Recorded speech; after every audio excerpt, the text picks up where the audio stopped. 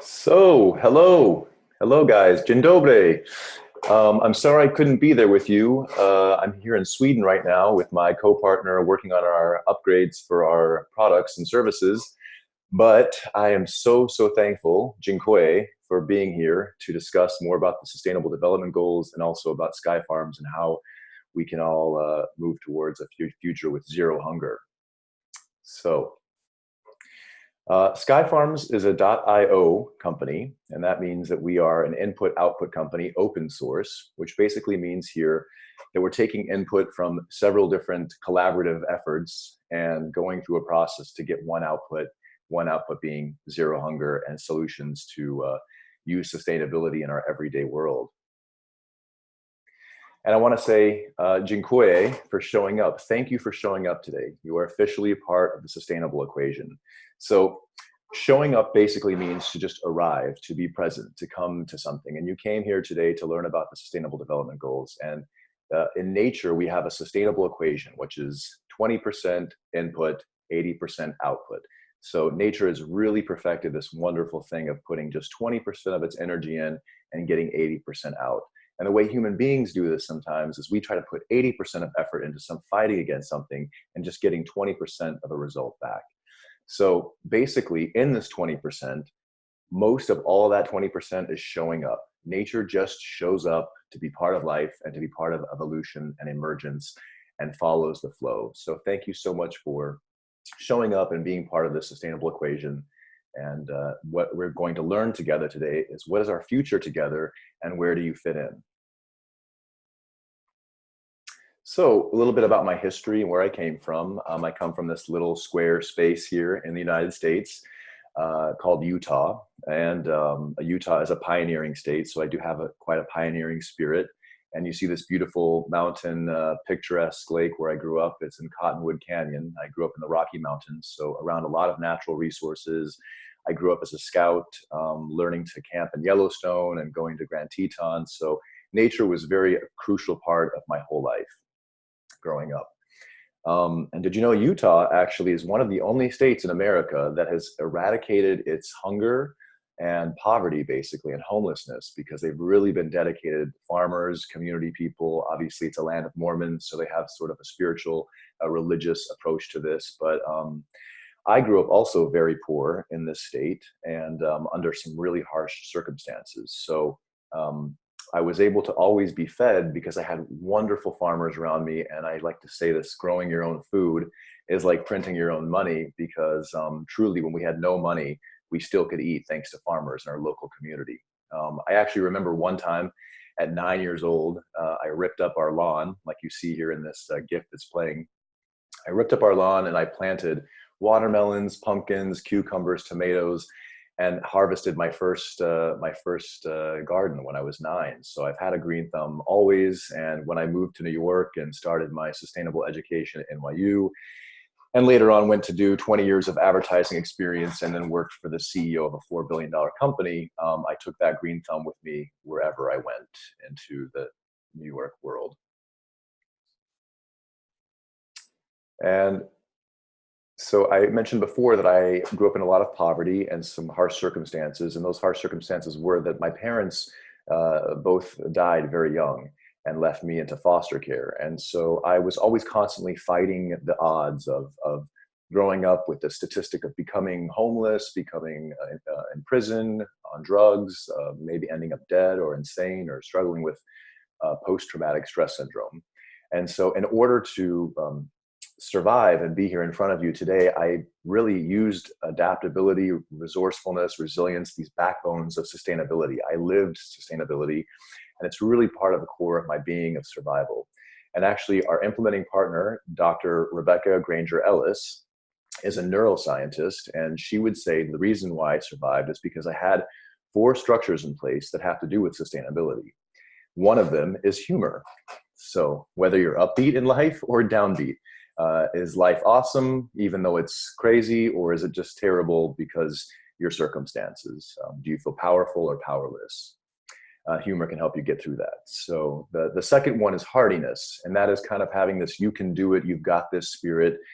Any challenge that comes along, you see it through the lens of something good will come from this. Even though this is really hard, something good will come. And then the third and the fourth one that she would mention are introversion, making an extension into extroversion. So introversion is really reflecting on yourself, having a good idea of what's going on in your own head. But most introverts, we will get stuck in that place. So having a healthy way of going into extroversion by one-on-one high quality time with people, and then you can make an impact in the outside world that way. And you get a really healthy sense of inner dialogue and outer dialogue. And this is super important for people who live with trauma or have come from backgrounds like mine. So this is how I became adaptable, resourceful, and resilient, and lived some of these wonderful sustainable principles that have helped me so much get to where I am today and live the life that I'm living. I also had a lot of community and help, of course. I had the support of many beautiful families, a lot of them rooted in self-reliance and sustainability. And as you can see, I was always able to have really good people and good food around me. And so, as Obama said, a change is brought about because ordinary people do extraordinary things. And that is totally true. I am encouraging all of us in this room right now to not consider ourselves limited because we're not experts. We don't have to be experts. What we have to do is show up. We have to get passionate about something that we have a purpose for. And we have to come together as regular citizens to really make some things happen here together. So I'm just a regular citizen sitting before you and trying to make change happen in that way. And how do we make change happen? Because it does seem like the old models are so strong, it seems like nothing ever will change. But Buckminster Fuller, who is one of my heroes, said the reason we can do this is because you can never change things by fighting against it. You always change something by making it obsolete. By just doing something that is disruptive and innovative really does that. So we don't have to even pay attention to the old system so much. We can just go forward into the future, creating our new system with something that has to do with innovation, which is doing the same things a bit better, and using disruption, which is basically making old things totally obsolete that we don't have to use them anymore. So where are we at the present? In the present, we have some challenges. Climate change, of course, is a huge challenge. We don't have much space. One of the biggest questions that comes from all of our agripreneurs is we don't have space, so we're trying to fix that problem. Obviously, there's a depletion of our soil, so we have to figure out how to grow food without the soil.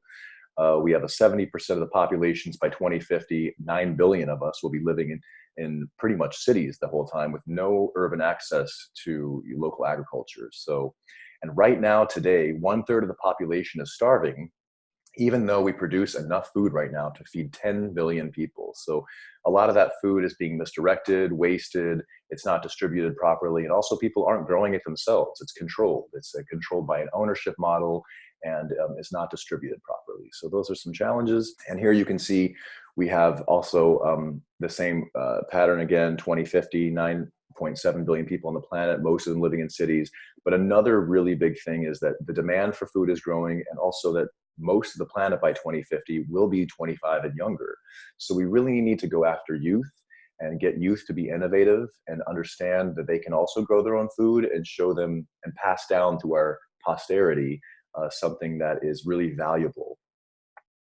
Some other challenges that we have here, of course, I would pick the two off of here that are resource degradation. So our resources are limited, and also a competition for these scarce resources such as water and energy.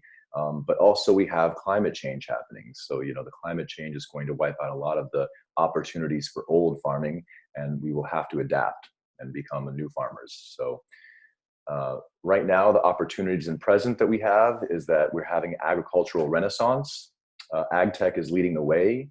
So AgTech is really helping us do a lot of things through urban farming, bringing local growth closer to us, being able to grow anytime, anywhere, by anyone. Automation, even robots can now grow our food. We can grow it using less resources, such as less water, space, time, energy, and have a higher yield because we have software like monitoring and management, and hardware like growing vertically using all of our space, and greenhouses that help us do controlled environmental agriculture. 2021, there's about $15 billion market happening right now. So there's a huge opportunity, a lot of investors flocking to this. 60% increase in food supply is needed. So there's definitely a demand. And about 80% of agriculture people who are engaged in farming already really want to do something that is higher tech and to really maximize their crops. And over here, you see the opportunity to turn space, a small space like 50 meters, into about 2,000 crops per growing cycle and about 28,000 crops per year. So small space, big enterprise, lots of opportunities for a local grower and local ecosystems to create their own food with not much space. Also, the Global Opportunity Report was released this year, defining the 5 key markets that people should be interested in and that everyone's flocking to. And as you can see, food is part of it, but we do have health, water, energy, and tech in there. And these are places that we should all be focused on innovating and disrupting. So we also have the AgTech landscape. So you're probably wondering what's going on in AgTech. And we have a lovely map here. There's digital marketplace, which is where SkyFarms is. You have all kinds of software and hardware companies. You've got AI, 3D printing, IoT platforms, precision, smart farming popping up. You even have blockchain, data collection and analytics. All of this is pouring into our open source network right now, helping us understand the landscape and helping us understand how we can make really fast changes and help agripreneurs be the best they can be. Another thing we were talking about earlier, sustainability. So we have to apply sustainability to everything we design. And sustainability is rooted in things like permaculture, which is there are certain principles that we follow in nature. Also, I chose biomimicry, which is one of my favorite principles. And biomimicry basically is just looking at the design of nature, following what she does best, using that 20-80 principle and really getting honed in on how we design things. And you can see here, nature designs its evolution basically through identification, interpretation, discovery, abstraction, emulation, and finally evaluation and back on the cycle again. And to understand sustainability, you just need to understand these 9 basic principles. What nature does, how does nature run? It runs on sunlight. It recycles everything. It banks on diversity. It never excludes. It's always inclusive. You know, it takes in the power of limits. So it knows that it has a boundary that it has to follow. And so unlike us, we believe infinite consumption on a finite planet is just an absolutely unsustainable and kind of insane idea. And the last component here is that we're preparing for smart cities. And as you can see up here, smart farming and agriculture takes its place in the smart city. But once again, there are 12 technologies ripe for disruption right now that will help our cities upgrade and help us improve lives and improve access to goods and services and extend the value of them. So we basically have like the IoT, Internet of Things, 3D printing, blockchain, artificial intelligence and machine learning, share economy. All these 12 principles, cloud computing, is really helping us move forward as a collective so that we can achieve sustainability, which is the capacity to endure as a whole. So what is our agenda, our focus areas? We here at SkyFarms are really into exponential mindsets, and that is that anything is possible. We need people to think that anything is possible within practical realms. But the point is that we need to think long-term instead of short-term and really start using some of these disruptive technologies to our benefit. And we also have to get into tomorrow's business model. And what is tomorrow's business model? Well, tomorrow's business model is circular and green and sustainable.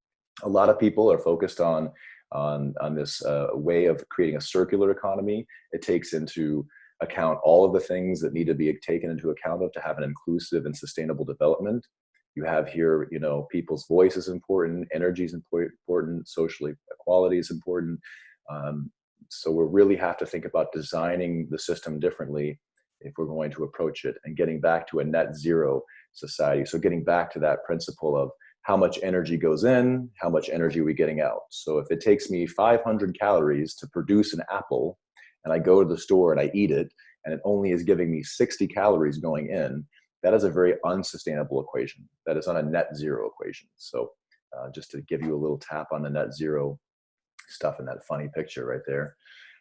So yeah, what will it take to deliver these global goals we're talking about today?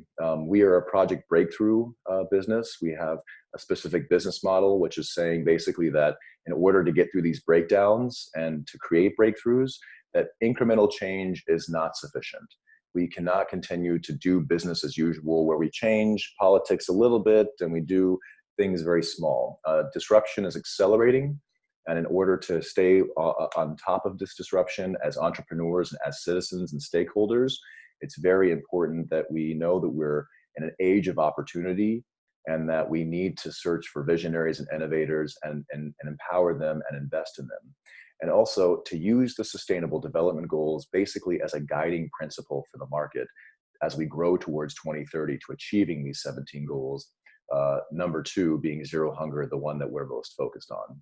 And last but not least, I'd like to say that there are 3 things you absolutely should read about if you're into research. There are 3 research reports that came out this year, some of them spanning 10 to 15 years, giving us a really good view of the agricultural market and what is important. So the first one is the Food and Farming and Countryside Commission, brought to you by the RSA in London. It's called Our Future in the Land. This is really important, talking about where our land usage is, what's going on, how much we produce, how much gets wasted, who are the key players.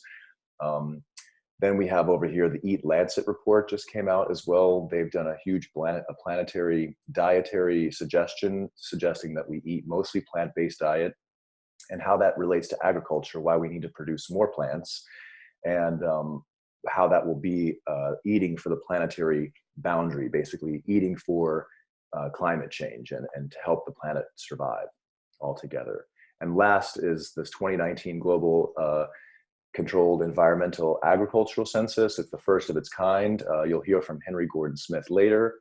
And their company, along with Autogrow, gave us some really good insights between 2014 and 2019 of where the market's growing, and all of the successes and also failures and challenges of the market so that we really understand. And anyways, I started SkyFarms really with the purpose of getting back to my sustainable roots and, like I said, making an impact with zero hunger, but also to generate more community, generate more farms and food, to generate more jobs, and most importantly, to empower young people and get out of the way. So without further ado, I turn you over to Michał, my co-partner in SkyFarms, and I hope you enjoy the rest of the conference. Thank you again. Dziękuję.